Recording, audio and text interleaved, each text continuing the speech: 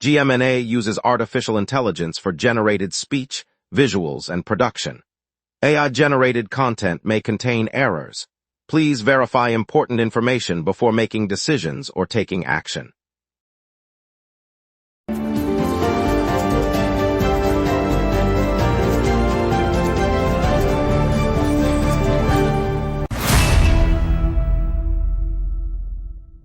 Good morning, I'm Lauren Dupuis. Quebec health officials just confirmed a second Montreal cat with raccoon rabies, prompting emergency treatment for 3 residents. We'll also have traffic updates, moderate delays, a tunnel holdup and a metro signal issue, and a look at Westmount keeping weekly trash pickup. Over to you, Ryan. Alexis Sanchez will join CF Montreal, club announced earlier this week, marking a high-profile MLS signing. The club confirmed the signing, noting Sanchez's experience and expected impact on the team's attacking options. Sanchez is scheduled to report for training next Monday, after completing his contract negotiations this week. All right, let's get into it, starting with the latest headlines and the stories that matter to Montreal today. Here are our top stories. Quebec health officials confirm a second Montreal cat testing positive for raccoon rabies, prompting emergency preventative treatment for 3 potentially exposed individuals as the virus continues to circulate in the region. Jesse Cartier has the full story. Officials in Quebec have just confirmed a second domestic cat in Montreal testing positive for the raccoon strain of rabies. The animal was found in the Plateau district after showing signs of neurological distress, and laboratory analysis verified the virus. Health workers have already administered a series of post-exposure shots to 3 residents who handled the cat before it was seized. Those individuals will remain under observation for the next several weeks. The province continues to see raccoon rabies spread through parts of the region, prompting veterinarians and animal control officers to intensify surveillance and to advise anyone with potential contact to seek immediate medical care. Jesse Cartier, GMNA News, Plateau. Family from British Columbia is on a cross-country trek to Montreal this week, hoping to meet a research team developing an experimental therapy for their 3-year-old son's rare genetic disorder. The parents said the condition, which affects only a handful of children nationwide, has left them with limited options locally. Montreal scientists, part of a provincial network focused on ultra-rare diseases, have been testing a novel gene editing approach that could target the underlying mutation. The family plans to spend several days at the university hospital to undergo preliminary screening and discuss eligibility for the trial. Doctors emphasize that the work remains early stage, but the opportunity represents one of the few avenues for patients with such diagnoses to access cutting-edge treatment. Across Canada, fewer than 1 in 200,000 people are diagnosed with these disorders, driving national collaboration with Montreal's biotech laboratories. Yesterday evening, a Quebec apple grower turned to a high-tech anti-hail cannon to shield his orchard from a sudden hailstorm. The device, first invented in Europe and now produced in places like New Zealand and Germany, fires shockwaves that disturb the formation of hailstones, giving growers a chance to protect fruit before icy pellets strike. The farmer said the system was set up after a series of late summer freezes threatened to bruise thousands of apples ready for market. Early tests showed a noticeable reduction in hail damage across the trees where the cannon was aimed. While the technology remains uncommon in the province, growers are watching the results closely, hoping the approach could become a standard defense against unpredictable weather that endangers harvests. If the trial proves successful, nearby orchards may consider installing similar units before the autumn harvest begins.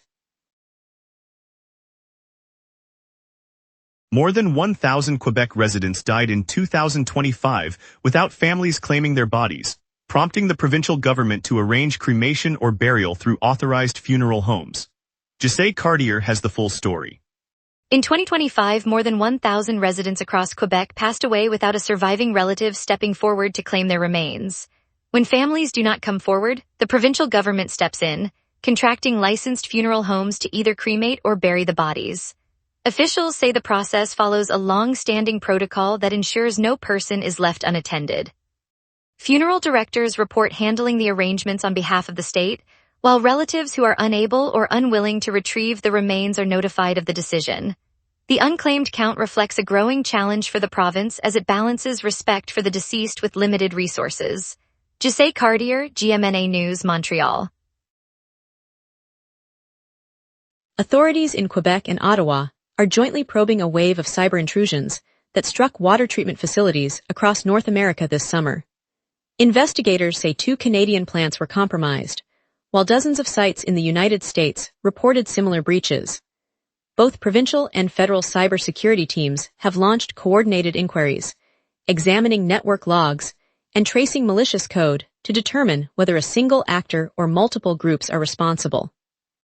Officials stress that the investigations remain ongoing and that water utilities are being urged to tighten digital safeguards while normal service continues.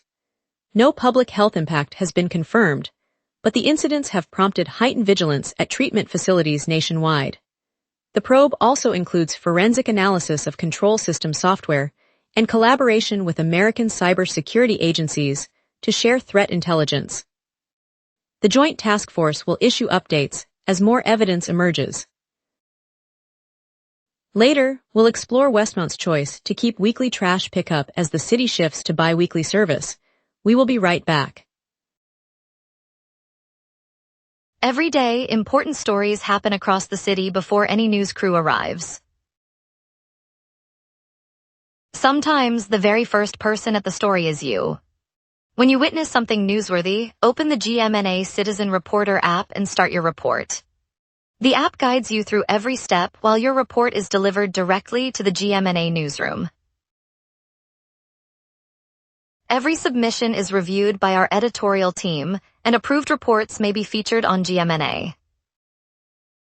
Get the GMNA Citizen Reporter app today at my.gmna.ca. Your city, your news.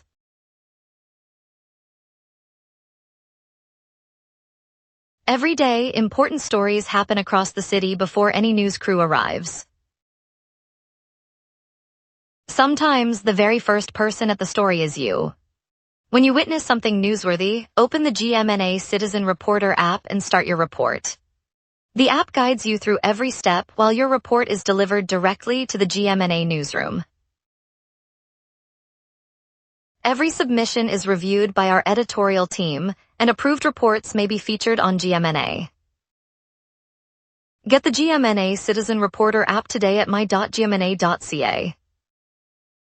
Your city, your news. Welcome back. Westmount will continue to collect garbage on a weekly basis when the surrounding city of Montreal moves to a bi-weekly schedule starting in October. The municipality announced that its residents will see no change to their current pickup rhythm, a decision meant to preserve service levels in the affluent enclave. Montreal officials say the shift to every other week is part of a broader effort to cut costs and reduce truck traffic across the island. Westmount's mayor confirmed the town's independent contract with its waste management provider remains unchanged, and residents can expect the same collection days they have known for years. The contrast between the two jurisdictions highlights the unique autonomy that Westmount retains within the greater metropolitan area, even as the larger city alters its waste collection policy. City officials say the new timetable will begin on the first week of October and will apply to all boroughs except Westmount. Montreal police have detained a 51-year-old resident, charging him with death threats against Prime Minister Mark Carney. The RCMP made the arrest in Quebec on 10 August 2026. Philippe Nadeau has the full story. Police say a 51-year-old Montreal resident was taken into custody Tuesday after investigators linked him to a series of threatening messages aimed at Prime Minister Mark Carney. Officers from the Royal Canadian Mounted Police say the man allegedly sent written and electronic communications that explicitly threatened the Prime Minister's life. He was arrested at his downtown apartment on the morning of August 10, 2026, and charged with making death threats. Prosecutors will now decide whether to keep him in custody pending a court appearance. The investigation remains open as authorities continue to review the content of the messages and any possible accomplices. The RCMP described the threats as serious and said they met the legal threshold for criminal prosecution. Philippe Nadeau, GMNA News, Montreal. Yesterday, dozens of demonstrators gathered in Gerry Park in Montreal to voice opposition to Tennis Canada's plan to completely overhaul the site's facilities.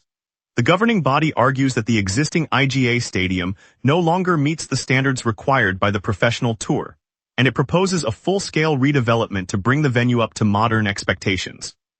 Protesters, many carrying signs and chanting, said the project would erase a beloved community space and risk displacing local users. Police reported a peaceful assembly, though traffic on nearby Rue Gerry was temporarily rerouted. Tennis Canada officials responded that the upgrade is essential for maintaining the park's status on the international circuit, while activists called for a public consultation before any demolition proceeds. The dispute underscores the tension between national sport ambitions and neighborhood preservation. Yesterday, officers with the Service de Police de la Ville de Montreal responded to reports of gunfire aimed at a vehicle in the Le Sud-Ouest borough. The shooting took place near the intersection of Rue Notre Dame and Rue Saint-Jacques, a busy corridor in the borough. According to police, multiple rounds struck the car while it was parked on a residential street, but no occupants were injured. Investigators canvassed the area and collected surveillance footage, yet have not identified any suspects. The SBVM confirmed that no arrests have been made, and the case remains open. Residents were asked to remain vigilant, while detectives continue to piece together the sequence of events. The incident marks the latest episode of gun-related activity in the neighborhood, prompting a heightened police presence along nearby avenues. Authorities will update the public as new information becomes available. Governor General Louise Arbour visited Quebec City today, outlining her vision for connecting with leaders and everyday Canadians in her new role. CBC's Rachel Watts joins us for details. Jose Cartier has the full story. Inside the historic courtyard of the Citadel, Governor General Louise Arbour met CBC Montreal reporter Rachel Watts for a candid conversation on her inaugural duties. Arbour, newly appointed to the viceregal office, outlined her priority to bridge the gap between decision-makers and ordinary Canadians, saying she intends to travel across the province to listen and learn.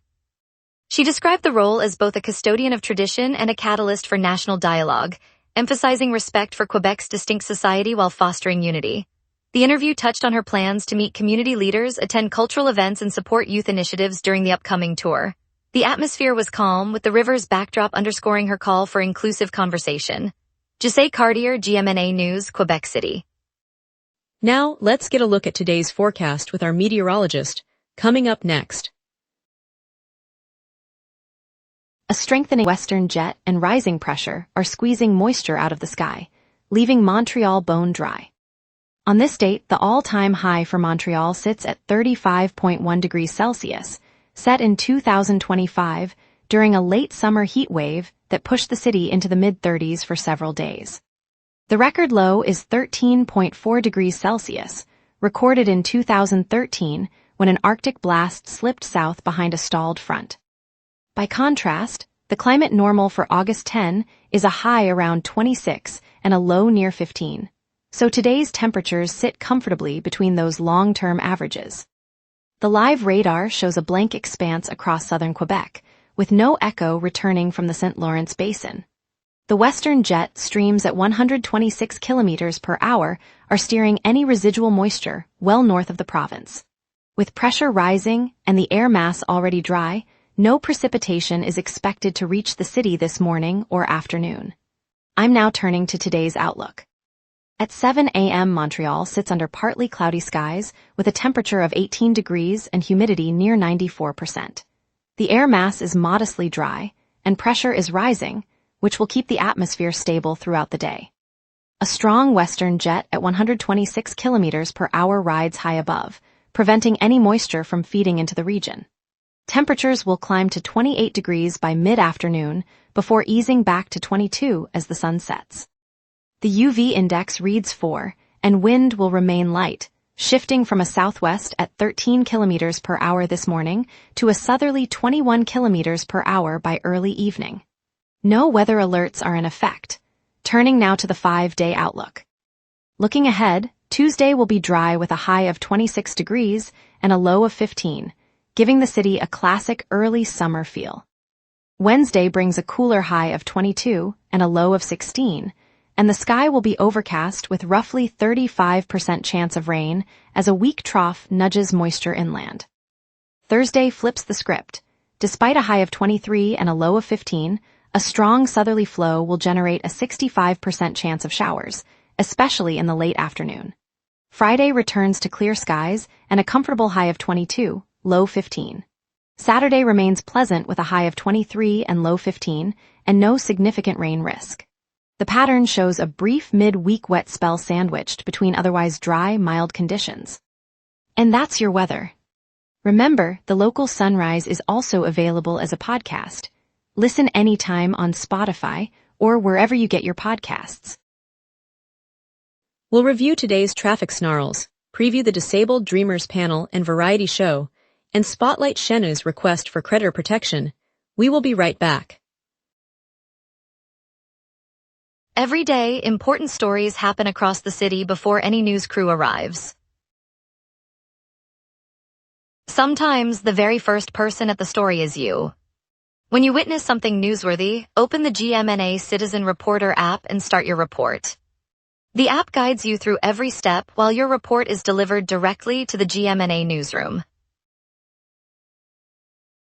Every submission is reviewed by our editorial team, and approved reports may be featured on GMNA. Get the GMNA Citizen Reporter app today at my.gmna.ca. Your city, your news.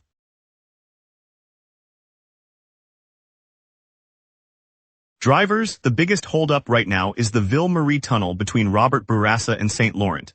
A major hindrance there is backing up traffic on Autoroute 6 in St. Laurent eastbound. Expect delays of at least 15 minutes and consider alternate routes such as the Descurry Expressway or the Villeray-St. Mitchell corridor. North of downtown, the Louis-Hippolyte Lafontaine Tunnel has reduced clearance height, so low-profile trucks should avoid it. Construction continues in the Ville-Marie Tunnel, so the slowdown will persist through the morning. On transit, the Green Line is offline due to a signal failure and won't be back until 8:30. Riders should plan extra time or use the Orange Line at Barrie-UQAM. Bus 55 on St. Laurent and St. Mitchell is inching along because of congestion, and Bus 211 on Côte Vertu runs on a reduced schedule.